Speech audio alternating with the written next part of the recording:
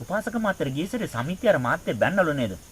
අර වැඩේනේ ටිකක් අවවාද දෙනකොට ප්‍රසිද්ධිය දෙන්න නැතු පුද්ගලික දෙන්න එපා. අර වැඩිහිටියට මොකවත් නැන්නේ මොලේ. ප්‍රසිද්ධිය මාව නැකිටවල බැන්න දැන් ආයි මං කොහමද සමිතියට යන්නේ? දැන් සමිතිය ඉවර වෙලා මාසෙකද 6යි. දැනුත් අර බැනුන් ටික ඇෙනවා. එහෙනම් මේ සෝතේ ප්‍රසාදය තුල තියෙන තැම්පතුෙන් අරක ඇෙනවා. මේ විදිහට බැන්නේ මේ වචන කිව්වේ මේ විදිහටයි කළේ. එතකොට ඒ සිද්ධිය චක්කුවෙන් පේනවා. සෝතෙන් ඇහෙනවා. කාපු දේ ජීවා වලට දැනෙනවා. කෙල උනනවා. අර කැම જાතිය නම කිනෝට කෙල එනවා. ඇයි? ජීවා වල එහෙනම් මේ හැම දේ තුලම ගබඩා වලින් ඒ රස දේවල් ඒක තුලින් පෙන්නනවා. ගඳ දේවල් එහා තුල ගබඩාවෙන් එහා පෙන්නනවා. රූප ටික එහාගේ ගබඩාවෙන් පෙන්නනවා. ශබ්ද ටික එහාගේ ගබඩාවෙන් පෙන්නනවා. පොළු පාරක් අදුනා. ඇඟ ඉරි වැටුණා මට එදා. කොහමද මේ ප්‍රසාදේ පොට්ටබ්බ ප්‍රසාදේ තැම්පතුලින් ඒක ඒ විදිහටම පෙන්නනවා. ඒ විදිහටම හිතනවා. ඒ කාලේ මොනතරම් ආදරෙන් කරුණාවෙන් කතා කළාද? මිනිස්සු වෙනස් වෙනවා. බලන්න අද මට නයි වෛරෙන් වාගේ පලි ගන්නවා. එදා හිටපු මිතුරා අද මගේ අතුරා. මිනිස්සු වෙනස් වෙලා. දැන් මේ සිතට දැනෙනවා. එන මේ හැම දෙයක්ම මේ අවදි වෙනවා. අවදි වෙන නිසා මේ නාම රූප සංස්කාර සංඥා ධර්මات එක්ක අපි ගැටෙනවා. ඒ ගැටෙනකොට අපි බලාපොරොත්තු වෙනවානේ මේ ප්‍රශ්නේ නිදහස් වෙන්න ඕනේ. මේක මේ විදිහට නැතුව අන්න ඒ බලාපොරොත්තුත් එක්ක ගැටෙනකොට අලුත් කර්ම හැදෙනවා. මේක තමයි මේ මිනිස්සු ඔක්කොම නැවත ඉපදෙන්න ප්‍රධාන හේතු කීපයකින් එක හේතුවක්. එතකොට දැන් මේ ආනාපාන සතිය මේ විදර්ශනාව කරනකොටගෙන වඩන භාවනා යෝගියා තේරුම් ගන්නවා එයාට අවශ්‍ය තරම ගන්න එයා දන්නවනම් අවශ්‍ය තරම් එයාට එළියට දාන්නත් එයා දන්නවනම් පේනකොට ඇසට අවශ්‍ය දේ එයා ගත්තද? ශබ්ද කනට අවශ්‍ය තරම එයා ගත්තද? ගඳ එයාට අවශ්‍ය තරම් ගත්තද? සිතවිලි එයාට අවශ්‍ය දේ හිතපුවාද? මම මොකටද මට ඕන අරමුණ යා තියලා යාව පොරබදින්නේ? දංගල් දාලා මාංචු දාලා මං ගැට ගන්න නෑ. එයා කැමති දේ එයාට හිතෙන් අරිනවා. ඒක දිහා බලාගෙන ඉන්නවා. එයා මොකක්ද හිතන්නේ? හිතෙන් අරිනවා. බලන්නේ පේන්න අරිනවා. අහන්නේ ඇහෙන්න අරිනවා. දැන් එයා නිවනට සුදුසුකම් ලබනවා.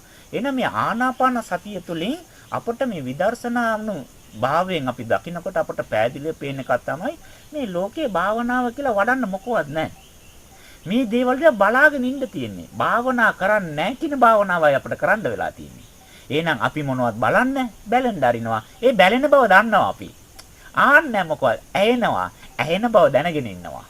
මොකවත් හිතන්නේ. ඇයි අපි එක අරමුණක ඉන්න කියලා හිතන්න. ඒක විඩාවක්, ඒක ක්‍රියාවක්. එතකොට කර්ම හැදෙනවා. හැබැයි හිතෙන බව දන්නවා. ඒ හිතෙන දේ දිහා බලාගෙන ඉන්නවා. එහෙනම් වැඩ නැවතෙන්න තියෙන එකම ක්‍රමය තමයි වැඩ නොකර හිඳීම. දැන් අපි කියනවා වැඩ කරන්නේ නැතුව ඉන්න එක මොනතරම් විවේකයක්ද? ඒතොර වැඩ කරන්නේ නැතුව ඉන්න එක විවේකයි කියලා එයා දන්නවා. හැබැයි වැඩ නවත්තන්නේ නැහැ එයා.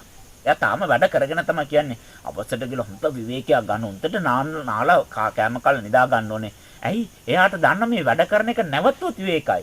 එහෙනම් අපේ නිවීම තියෙන්නේ වැඩ නැවතීම තුලින් නම් ආයතනයි වැඩ ටික නවත්තනවා. මොනවද පේනවා, ඇයෙනවා, දැනෙනවා, ඇඟෙනවා, සිතනවා කියන මේ වැඩ ටික නවත්තන්න තියෙන්නේ. ඒවා මොකවත් කරන්නේ. එතකොට ආනාපාන සති භාවනාව තුළින් විදර්ශනාව වඩලා ඒක තුළින් රාහත් වෙන්න පුළුවන් කියලා බුදුහාමුදුරෝ දේශනා කළේ මේ ආස්වාසයයි ප්‍රාස්වාසයයි අතර තියෙන ප්‍රමාණය. ඇතුල් වෙන ප්‍රමාණය පිටත් වෙන ප්‍රමාණය. එයා ගන්නවා රූප එයාට අවශ්‍ය නැති වෙනකොට එයා ඒක අමතක කරලා දානවා. එයා ගන්නවා ශබ්ද එයාට අවශ්‍ය වෙනකොට ඒක අමතක කරලා දානවා.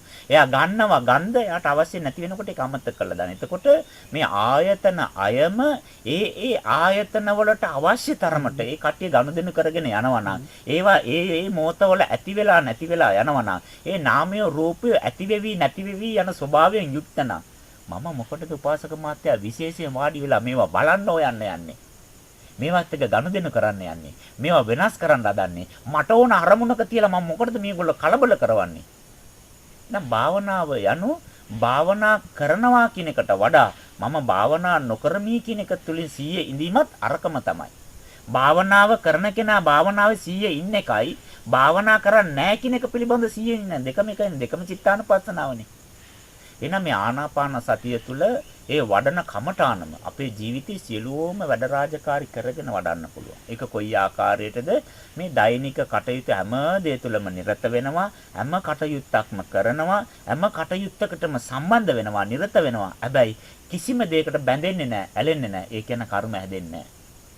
එහෙනම් පේන බව, ඇයෙන බව, දැනෙන බව, ඇඟෙන බව, සිතෙන බව අපිට දැනගන්න විතරයි අවශ්‍ය වෙලා තියෙන්නේ. ඒවා මොකවත් බලන්න, අහන්න මොනවද දන්නේ කියන්නේ? කවුද දන්නේ මේ කතා කරන්නේ? කවුරු ගැන දන්නේ කතා කරන්නේ? ඇයි එයාට මෙච්චර විවේචනය කරන්නේ? මොකද්ද දන්න ප්‍රශ්නේ කියලා ඒවා ගවේෂණය කරන්න යන්නේ. හොයන්න බලන්න යන්නේ. ඒවා හොයන බලන නිසා බුදුහාමුදුර කියනවා මේ ඕපදූප හොයන්න එපා. ඉස්වචන කතා කරන්න එපා. අනුන්ගේ දේවල් එකට මේ මොකොත් මේ උත්තර දෙන්න යන්න එපා. පරුසා වාච්‍ය පිසුනා වාච්‍ය සම්පප්ප ලාප ව්‍යාපාද චේතනා මේ ඔක්කොම භාග්‍යතුන් වහන්සේ කියන්නේ මේක තමයි. අර පේන එක පේන්න හරින්නේ නැහැ. පේන්නේ මොනවද කියලා හොයලා බලලා ඒකට කරුණු කියන්න යනවා. ඇයෙන බව දැනගෙන යන්න නැවතිලා ඔව් මටත් ආරංචි මේ මිනිස්සු මාළු අල්ලනවා බලන්න. ඒ මිනිස්සු අපට ආරාධනා කළාද? අන්න මේ විදිහට මේ ආයතන අයවලට මේ ඇයෙනවා, පේනවා, දැනෙනවා, ඇඟෙනවා, සිතෙනවාට අපි උත්තර බඳින්න යනවා. ඒවත් එක ගැටෙන්න යනවා, ඇලෙන්න යනවා. ඒ නිසා තමයි මිනිස්සු නැවත නැවත ඉපදෙන්නේ. ඉපදීම නවත්තන එක හරි සරල ක්‍රමවේදයක්. මේක දිහා බලාගෙන ඉන්න තියෙන පාසල. දැන් ආනාපාන සතිය මේ වඩන්න පුළුවන්. මේ වඩන්න පුළුවන්. දැන් කනට අවශ්‍ය තරම විතරනේ ගන්න පුළුවන්. ඊට වඩා දුන්න කන් අඩිය බැලෙනවා. දිවට ඒකට ගන්න පුළුවන් ප්‍රමාණය විතර ඒකට වඩා ගත්තොත් වමන යනවා. එතකොට දැන් නාසයට ගන්න පුළුවන් ප්‍රමාණය විතරනේ ගන්න පුළුවන්. ඊට වඩා ගත්තොත් මුස්ම ඉර වෙලා මැරෙනවා. එතකොට මේ ආයතන ඔක්කොම තම තමන්ගේ ප්‍රමාණවල් දන්නවනම් ඒගොල්ලෝ ප්‍රමාණයන් දැනගෙන හරියට ගනුදෙනු කරනවා නම් ඒකේ මොකවත් අපට ප්‍රශ්නයක් වියදමක් නැත්තම් අපිට තියෙන උපාසක මාත ඒක දිහා බලාගෙන ඉන්නනේ. ඒකයි බුදුහාමුදුරු දේශනා කරන්නේ මේ දිහා බලාගෙන ඉන්න. වෙනස් කරන්න යන්න එපා. ඇලෙන්න ගැටෙන්න යන්න එපා කියලා. මේක කමටහන පස්සේ මඩන්න.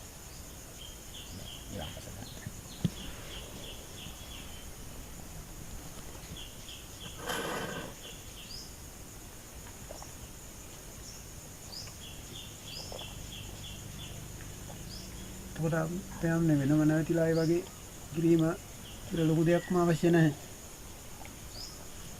කාලයක් වෙන් කරලා පින්ඩපාතේ යන ගමන් රාත් වෙලා තිනවා. සතපිලා කල්පනා කරන ගමන් රාත් වෙලා තිනවා. වළඳන ගමන් රාත් වෙලා තිනවා. රෙදි කෑලි වලින් පිරිසිදු කරන ගමන් රාත් වෙලා තිනවා. බණ ආගෙන මේම වාඩි වෙලා ඉන්න ගමන් රාත් වෙලා තිනවා. දැන් උපාසක මාත්‍ය මේකට ඉරියව්වක් තියනවාද? රාත් වෙන ඉරියව්වක් නැහැ. අවබෝධයට පත් වෙච්ච ගමන් රාත්. ඒ අවබෝධයට පත් කරන්න 100යි විදර්ශනාවයි ඕනේ. 100යි විදර්ශනාවයි ඕනේ. ඒ දෙක තමයි අපිට වඩන්න තියෙන්නේ. විදර්ශනාව කියන්නේ 100මයි. 100 කියන්නේ විදර්ශනාවමයි. 100න් ඉන්නවා කියන්නේ යා විදහා දකින්නවා කියන එක. විදහා දකින්න බෑ 100 නැතුව. ඒ දෙකම එකමයි.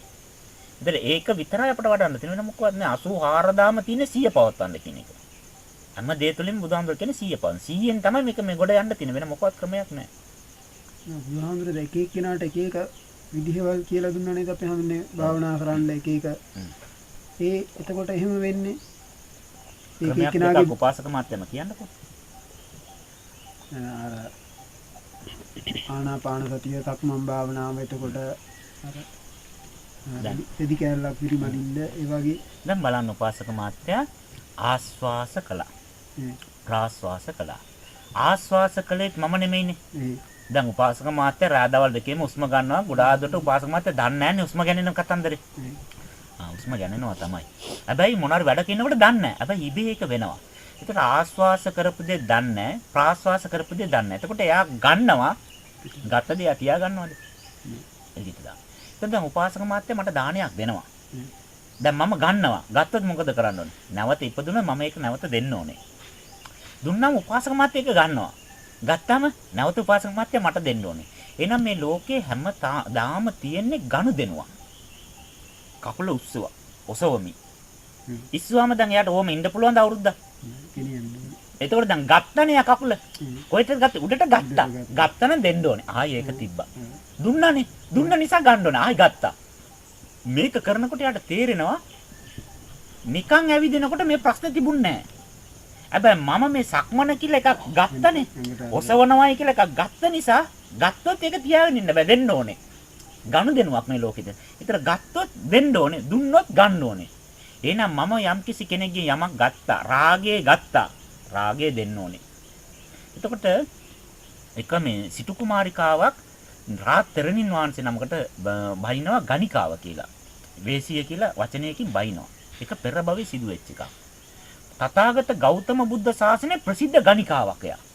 ඒක තමයි ලොකු ප්‍රශ්නයක් නේ. මෙච්චර හොඳට සප සම්පත් තියෙන, මෙච්චර වත්කම් තියෙන, මෙයා මෙච්චර මේ විදිහට අසත්පුරුෂයෙකුනේ කොහොමද කියලා ස්වාමීනි භාග්‍යතුන් වහන්සේ මේ කතන්දරේ මොකද්ද කියලා අහනකොට නාන්සි පරචිත්තයෙන් බල්ලා කියනවා මේ මහණෙනි මෙයා ඒ කාලේ ගොඩාක් සිල්වත් කෙනෙක්. උන්ට ධන දාන්නේ සම්පත්තින සිටු කුමාරිකාවක්. ඒතර රාත් තෙරණිය කෙනෙක් පිණ්ඩපාත එනකොට ඒ තෙරණියට මෙයා බැනලා තිනවා.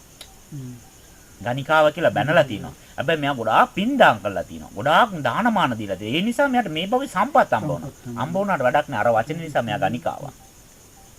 ගොඩාක් සප සම්පත්තින කුදු වෙලා යනවා. කුදුත්තර කුදු වෙලා. භාග්‍යවත් වහන්සේ මෙයාට මොකද වෙලා තියෙන්නේ? එතකොටත් කියනවා මෙයාත් ඒ කාලේ ගොඩාක් සප සම්පත් තිබුණා. ගොඩාක් ධන දාන්නේ දීලා තිනවා. පසේබුදු මහරහතන් වහන්සේලාට දානේ පූජා කරපු ශ්‍රේෂ්ඨ මෑණි කෙනෙක් මෙයා.